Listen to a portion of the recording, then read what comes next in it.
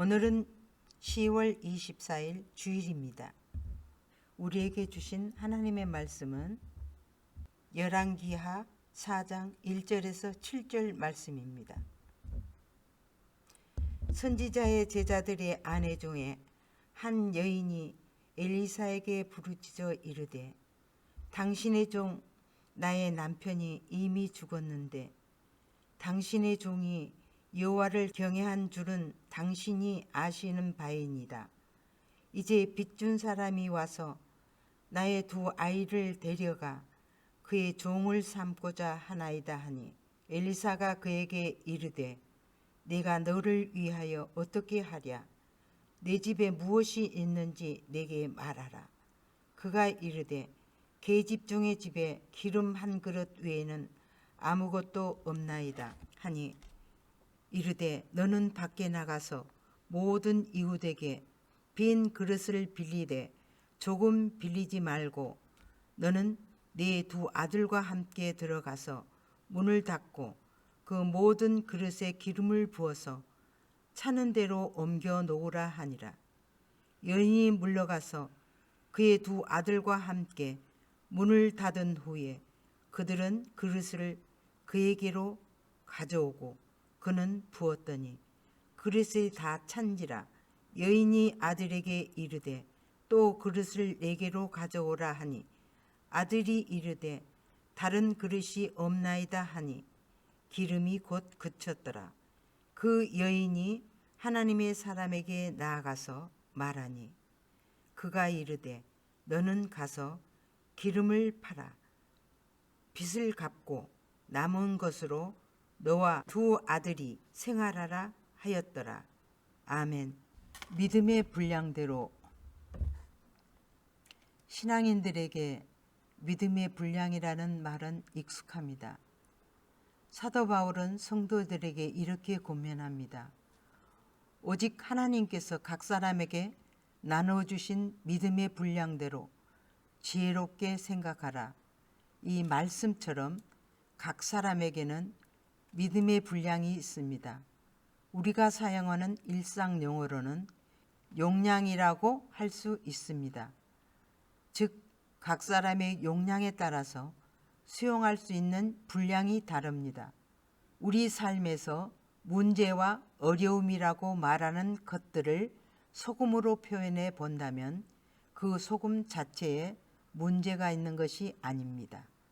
컵과 같은 적은 용량의 사람에게 소금 한 주먹을 집어넣으면 너무 짜서 그것을 감당할 수가 없습니다. 그러나 호수와 같은 사람에게는 소금을 한 주먹 집어넣는다 할지라도 그것이 그 사람에게 큰 영향을 미치지 않습니다. 삶의 어려움이 닥쳤을 때 그것을 없애는 싸움을 벌이는 것은 어리석은 행동입니다.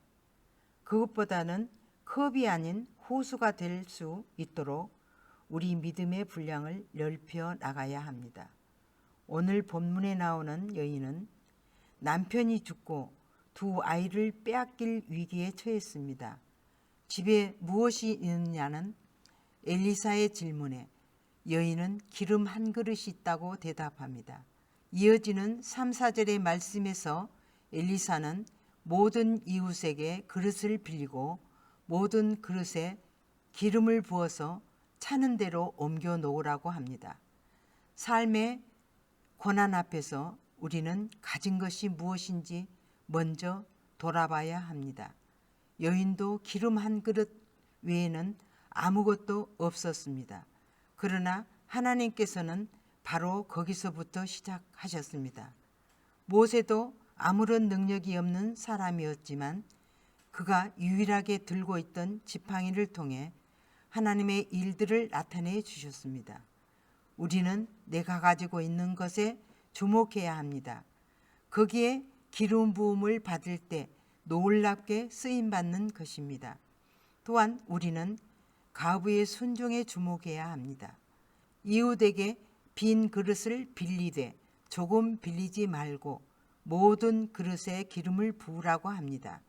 내가 지금 가진 것은 기름 한 그릇뿐인데 내 상식을 뛰어넘고 믿음으로 반응하여 그것을 모든 그릇에 채워 넣는 것은 결코 쉬운 일이 아닙니다.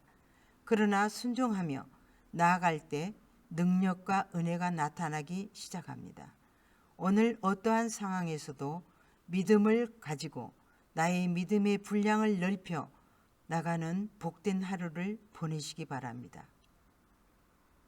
날마다 믿음의 분량이 커지고 있습니까? 기도하겠습니다.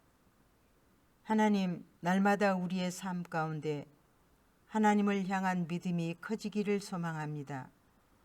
하나님께서 주신 믿음의 분량대로 지혜롭게 반응하며 그 말씀에 순종할 수 있게 하옵소서. 그래서 하나님의 능력과 은혜를 풍성히 누리는 복된 삶을 살게 하옵소서. 예수님의 이름으로 기도합니다. 아멘.